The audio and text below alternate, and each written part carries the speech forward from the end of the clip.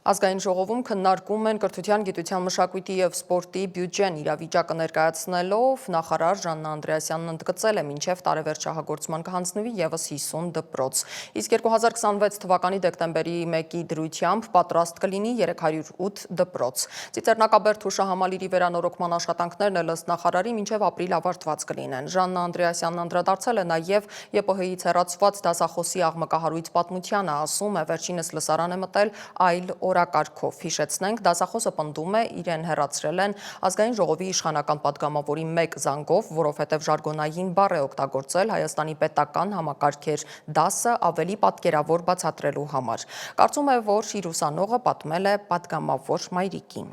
Իմ ունեցած տեղեկություններով խոսքը մեկ միջադեպի մասին չի, այլ խոսքը շարունակական վարքի մասին է, եւ ես կարծում եմ, որ ուսանողները բավարար հասուն մարդիկ են գնահատելու իրենց մատուցվող նյութի բովանդակությունը եւ նպատակը։ Եվ ամենևին չեմ կարծում, որ կարելի է հեշտությամբ մանիպուլացնել մեր սովորողներին։